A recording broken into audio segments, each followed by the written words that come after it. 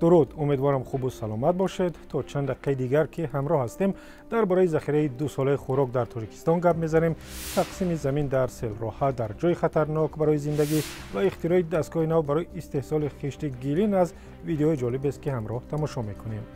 فردی که میبینید عبدالملک نعیمов ساکن ناحیه وخش است که میخواست سندهای فرزندش را از داخل خانه‌اش در حدود جماعت رودکی بگیرد ولی نزدیک بود غرق شود. او خودش این ویدیو را به رادیو آزادی فرستاد و ببینید که چی میگوید. مثل که میبینین همین زمین را حکومت ناحیه وخش به ساکنان ناحیه وخش تقسیم کردگیم. بعد که ما در اینجا خانه کردیم از او بالاتر قشلاق است. اما ساکنان قشلاق آمدن گفتن که در اینجا خانه نکنید که راهی سیلگذر است. خلاصه ارکیتکتور از کمیته زمین دیده و دانسته مردم ساکنان ناحیه وخش را در راه سیلگذر زمین نزد حولگی تقسیم کردم. از مبانی مردم شدن اولین آدم ما شدم خانه کردم. یک کلبک که مقصد همین باران و شمال پناه کنم خودم. خلاصه خانه را ساختم روز 1 اپریل سال 2020 در نتیجه بارانی در پی انا هم خیلی دیدین با درون خانه ما میگذارم. باور میکنی قد یک دریا. خلاصه از همون 1 اپریل تا سال تا همین جانیم حکومت ناحیه وخش برای ما خانه شده. هر روز مراجعه میکنم، مراجعت مرا هیچ که قبول نمیکنن.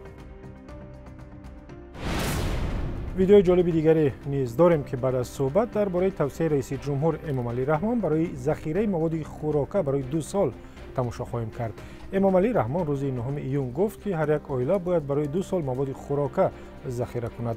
گزارش رادیو آزادی در این باره در وبسایت و صفحه ما در اینستاگرام بحث زیادی را به بار آورد و همراه می‌بینیم که کاربران در این باره چی میگویند.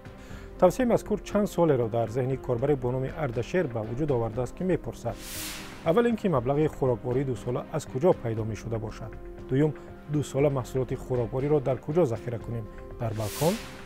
کاربر با نام بازتاب گفته است اگر توصیه درست هم باشد مردم به حد پول ندارد که محصولات 2 ساله ذخیره کند. او نوشته است: مبلغ قسمی زیادی اهالی برای 1 ماه نمی رسد، پس چگونه می توان برای 2 سال ذخیره کرد؟ تا دوره پیش از ویروس 30% اهالی کم بیزاعت بود و شاید امروز این رقم تا به 50-60% رسیده باشد.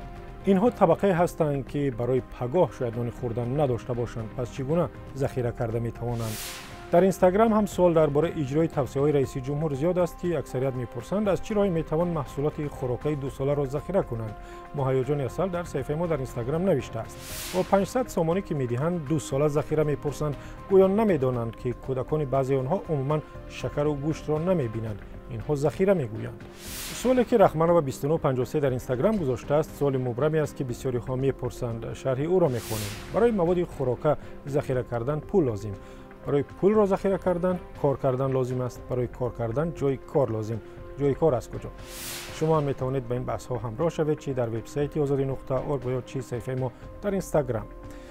برمیگردیم بعد تماشای ویدیوهای شما. این دستگاهی را که میبینید مقیم جان و علی جان ساکنان محله سیهون کانی بادام ساختند و مقیم جان که ویدیو را به رادیو آزادی فرستاد گفت با این ماشین استحصال خشت گیلین که نسخه برداری از تجهیزات چینی است 4 نفر میتوانند در یک روز از 20 تا 30 هزار خشت گیلین تولید کنند. استفاده ماشین هم ساده و آسان است و محصولات هم خاک و آب. مقیم جان گفت که خشت گیلینی که ماشین آنها میسازد بسیار مستحکم است و به آسانی نمیشکند.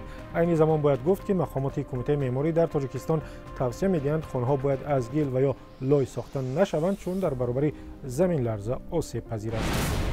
ویدیوهای زیادی دیگری گرفتیم ولی نمیتوانیم همه اونها را نشان بدیم. ناامید نشوید و خبر و عکس و ویدیوهاتون را به ما بفرستید از همین رقم که میبینید از طریق وایبر، واتساپ، تلگرام و ایمو. اگر سوالی دارید یا خبری نو میخواهید پس مرحمت به وبسایت ما که نشانیش را میبینید.